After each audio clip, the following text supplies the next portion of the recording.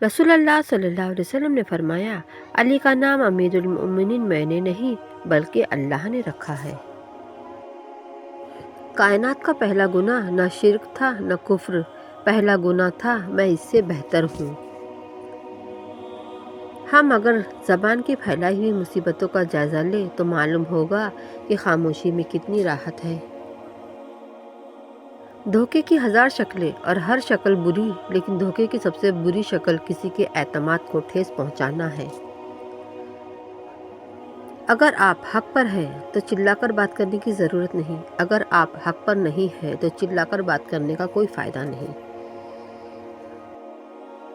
کسی کی نرمی کو اس کی کمزوری نہ سمجھو، اگر وہ سر جھکا کر چلتا ہے تو صرف خدا کے خوف سے۔ ہر وہ چیز جو پستی سے بلندی کی طرف لے جائے رزق ہے۔ تمہارے نفس کی بہتری کے لیے اتنا کافی ہے، تم ان چیزوں سے دور ہو جاؤ جو تمہیں دوسروں میں ناپسند ہے۔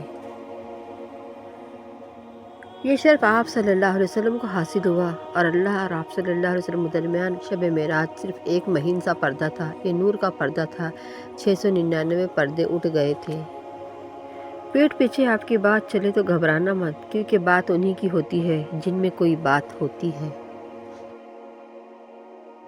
جب ہماری سوچ پاک ہو تو ہم کسی کے بارے میں بدگمان نہیں ہوتے، دوسروں کی عزت کو اپنی عزت سے زیادہ قیمتی سمجھتے ہیں۔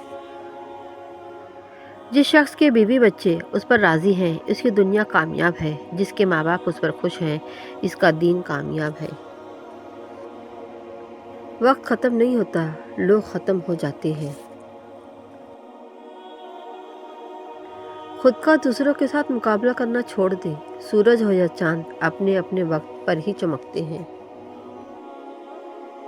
کسی کا حق کھا کر انسان دنیا میں تو خوش رہ سکتا ہے، لیکن روز محشر وہی اس کے گلے کا طوق ہوگا۔ غیبت عمل کو کھا جاتا ہے، جھوٹ رزق کو کھا جاتا ہے، غصہ عقل کو کھا جاتا ہے، تکبر علم کو کھا جاتا ہے۔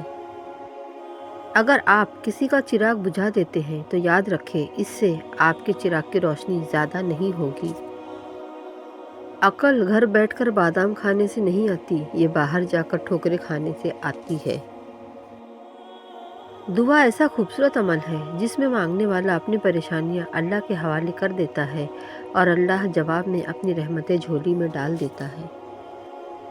4 سال کے بچے کو صبح 7 بجے اٹھا دیا جاتا ہے کہ اسکول جانا ہے، لیکن 15 سال کے جوان کو فجر کی نماز کے لیے نہیں جگا سکتے، ابھی بچہ ہے۔ ایک لمحہ فکریہ۔ دنیا کی حقیقت تو یہ ہے، جس کی جیب میں وزن ہوتا ہے اس کی بات میں بھی وزن آ جاتا ہے۔ جانتے ہو دعا کیا ہے؟ اپنی ہر پریشانی اللہ کو بتا کر بے فکر ہو جانا۔ توبہ کر لینا بھی تقویٰ ہے۔ غم کی ایک بڑی خوبی یہ بھی ہے کہ انسان کو نرم کر دیتا ہے، اپنے حقیقی خالق، رازق اور مالک کے قریب کر دیتا ہے۔ تمہاری پریشانی کا ازالہ، غم کا مداوا، گناہ کی صفائی، دل کا چین اور رزق کا معجب ہے۔ یا الہی، زندگی میں سفید پوشی، قبر میں کفن پوشی اور آخرت میں پردہ پوشی نصیب فرمانا۔ یا اللہ، ہمارے دلوں کو اخلاص کے ساتھ دین کی طرف پھیر دے۔